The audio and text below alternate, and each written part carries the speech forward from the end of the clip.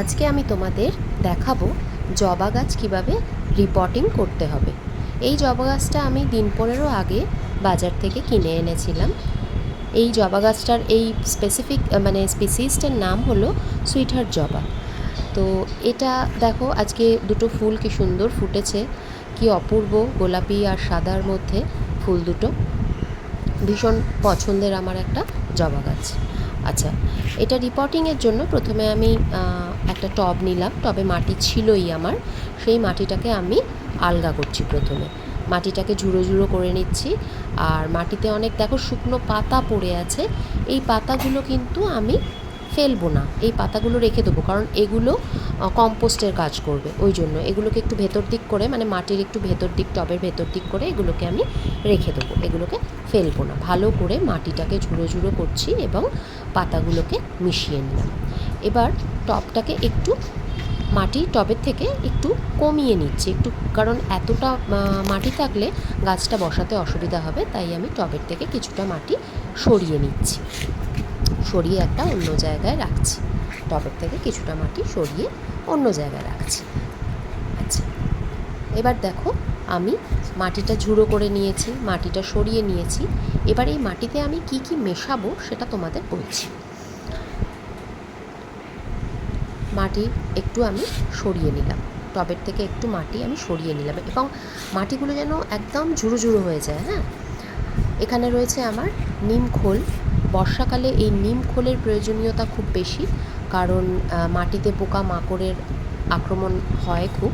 নিম খোলটা যদি সঠিক পরিমাণে আমরা মিশ্রণ করে রাখতে পারি, মাটির সাথে মিশিয়ে রাখতে পারি, তাহলে মাটিতে পোকামাকড় আসবে না। এবার আমি নিলাম হাড় গুঁড়ো এবং শিংকুচি, এই দুটোকে মাটির সাথে মিশ্রিত করলাম।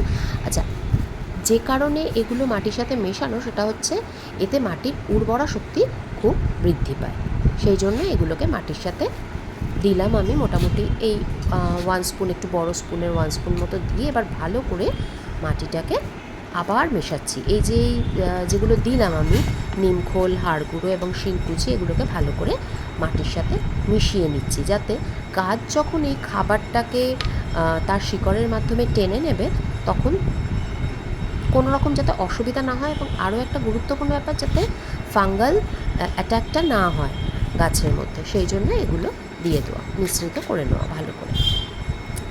আমার মেশানো হয়ে গেছে মাটির সাথে সব কিছু। এবার আমি মাঝখানটা একটু গর্ত মতো করে নিলাম।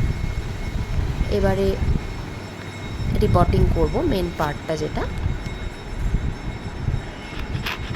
দোকান থেকে কিনে আনা যে প্যাকেটের মধ্যে চারা গাছটা ছিল সেটাকে কেটে নিচ্ছি। টেনে হিঁচড়ে কিন্তু গাছটাকে আমরা বের করব না, খুব আলগা হাতে, খুব আস্তে আস্তে গাছটাকে আমরা বের করব, যাতে ওর শেকড়ের ওপর কোনো রকম চাপ না পড়ে, একটাও শেকড় যেন ছিঁড়ে না যায়, সেই চেষ্টাই করা হবে। এই জন্য খুব আলগা হাতে আমরা গাছটাকে খুলে নিলাম। যে গ্রো ব্যাগটার মধ্যে ছিল জবা গাছটা, সেখান থেকে বের করে নিলাম। এই যে শিকড় কিন্তু আটকে আছে, তো আমরা খুব খুব সাবধানতা অবলম্বন করে গ্রো ব্যাগটাকে আস্তে আস্তে ছাড়াবো মাটির সাথে, মাটির থেকে শেকড়ের থেকে আমরা আস্তে আস্তে ছাড়িয়ে নিলাম।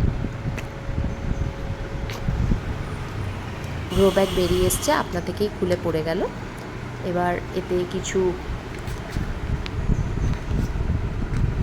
আগাছা ছিল, সেই আগাছাগুলো আমি ফেলে দেব এবং মাটিটাকে ঝুড়ো ঝুড়ো করে গাছটাকে আস্তে করে টবের মধ্যে প্লেস করব। এই যে আগাছাটাকে কিন্তু আমি ফেলে দিচ্ছি, আগাছাটা রাখবো না মাটিতে। গাছটাকে আস্তে আস্তে প্লেস করলাম। প্লেস করে এবার আমার যে মাটি ছিল, ঝুড়ো করা মাটি, নরম মাটি, আলগা মাটি, সেই মাটি চারপাশ দিয়ে দেবো।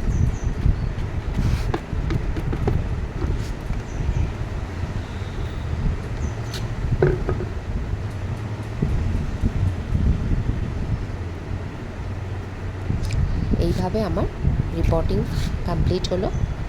এবার আমি গাছে একটু জল দেবো এবং গাছটিকে সেমি শেড এরিয়াতে রাখবো। একটু জল দিয়ে দিলাম ভালো করে, যাতে মাটিটা নরম হয়ে যায়, ভেতর দিকে জলটা ঢুকে মাটিটাকে নরম করে রাখে। অতিরিক্ত জল যেন না হয় সেটা খেয়াল রাখতে হবে।